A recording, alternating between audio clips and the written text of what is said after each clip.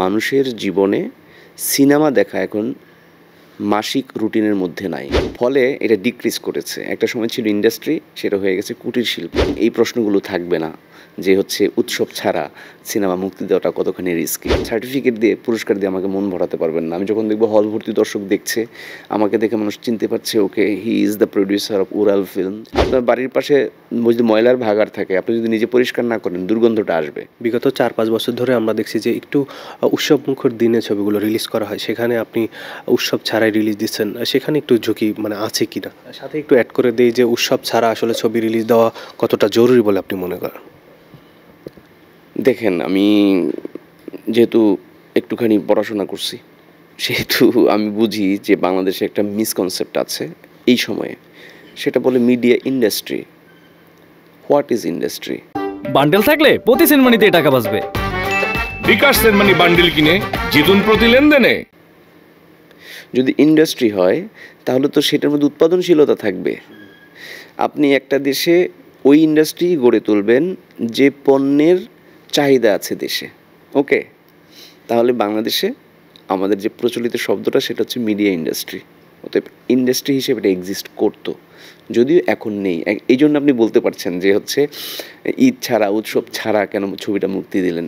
আপনি যদি একটুখানি রিকল করেন, আপনার বয়সের তরুণ বা বাল্য বয়সে যদি রিকল করেন, তাহলে দেখবেন এক সপ্তাহে 5টা ছবি মুক্তি পেয়েছে। কারণ বাংলাদেশে 1400 সিনেমা হল ছিল। দ্যাট ওয়াজ দ্য ডে যখন কিনা এটা ইন্ডাস্ট্রি ছিল। কমতে কমতে এটা ইন্ডাস্ট্রি নাই, এটা হচ্ছে কুটির শিল্প হয়ে গেছে। এই জন্য আপনি এই মন্তব্য করছেন যে আপনি দেখাতে পারবেন কিনা। কারণ ভোক্তা, দেখেন, এটা এখন অনেক ডিটেইল বলা যায়। মানুষের জীবনে সিনেমা দেখা এখন মাসিক রুটিনের মধ্যে নাই, মান্থলি প্ল্যানের মধ্যে থাকে না। আমি জানি না পৃথিবীর কোনো সুস্থ দেশের কোনো শিক্ষিত সংস্কৃতির মানুষের অংশীদারি যারা, তাদের জীবনে থিয়েটার, তাদের জীবনে সিনেমা, তাদের জীবনে লেজার টাইম পাস করার জন্য আশপাশ এক্সপ্লোর করা, ট্যুর করা, এগুলো আশেপাশের পৃথিবীর সকল দেশের সভ্য সুন্দর সংস্কৃতির বলা মানুষের জীবনের একটা অংশ। আমাদের পাশের দেশেও তাই, আনফর্চুনেটলি আমাদের দেশে নাই। ফলে এটা ডিক্রিজ করেছে। একটা সময় ছিল ইন্ডাস্ট্রি, সেটা হয়ে গেছে কুটির শিল্প। তা আমি আশাবাদী যে সিনেমা আবার ইন্ডাস্ট্রির দিকে যাবে এবং এই প্রশ্নগুলো থাকবে না যে উৎসব ছাড়া সিনেমা মুক্তি দেওয়াটা কতখানি রিস্কি। যদি একটু জানতে চাই, একজন প্রযোজক হিসাবে আপনি কি চান? উড়াল ব্যবসায়িক দিক থেকে অনেক বেশি ব্যবসা করুক, নাকি অনেক পুরস্কার বয়ে আনুক? একজন প্রযোজক হিসেবে আমি চাই আমি যে জিনিসটা উৎপাদন করেছি আপনাদের জন্য সবাই ভোগ করেন সেটা। আমার পুরস্কারের দরকার নাই। আমার পুরস্কার ওইটাই, আপনি দেখে বলছেন যে বাহ, সুন্দর ছবি হয়েছে, এটাই পুরস্কার।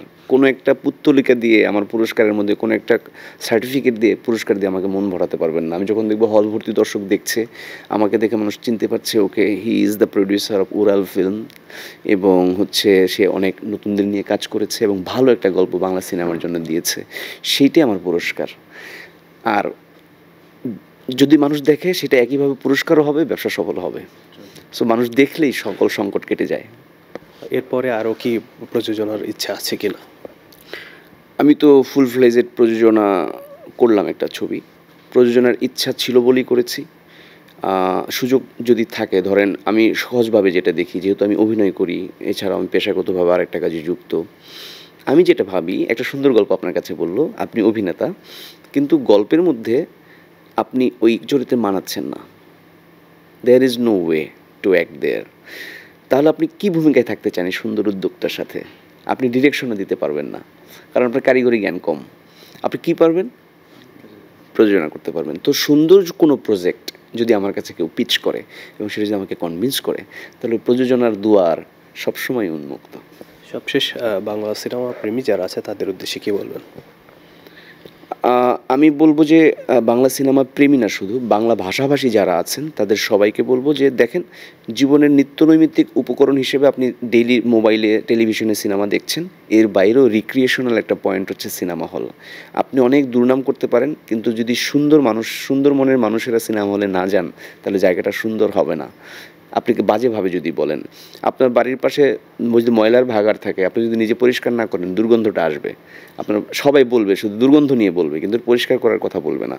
আমি বলব যে প্রযোজক হয়েছি আমি শুধু এইটা ভেবে যে নিশ্চয়ই যারা কিনা এটাকে ব্যবসায়িক এবং হচ্ছে কি বলে প্রফেশনালি ভাবে প্রযোজনাটাকে, সিনেমা ব্যবসাটাকে যারা প্রফেশনালি ভাবতে চায়, সিনেমা ব্যবসা এই শব্দটার সঙ্গে যত কালিমাযুক্ত শব্দ আছে এগুলো আস্তে আস্তে রিডিউস হয়ে যাক, ইরেজ হয়ে যাক, এবং সিনেমা ইন্ডাস্ট্রিটা এমন একটা ইন্ডাস্ট্রিতে রূপান্তর হোক যেটা হচ্ছে বাংলাদেশের গার্মেন্টস ইন্ডাস্ট্রি, ঠিক একই রকম বাংলাদেশের ফিল্ম ইন্ডাস্ট্রিও এরকম হোক, যেন উৎপাদন থাকে, অনেক মানুষের কর্মের সুযোগ থাকে, বিনোদনের নানান মাধ্যম তৈরি হয়, অনেক শিল্পী তৈরি হবে।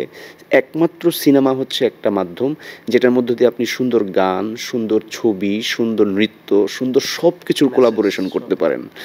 দ্যাটস ওয়াই সিনেমা শিল্পের উন্নয়নের লক্ষ্যে মানুষকে বলবো আপনারা যুক্ত হন, সিনেমা নিয়ে কথা বলেন, সিনেমা দেখতে আসেন। সব সিনেমা খারাপ নয়, আবার খারাপ সিনেমাকে মাথায় তুলে যদি আপনারা ধরে রাখেন তাহলে সিনেমার বিকশিত হবে না।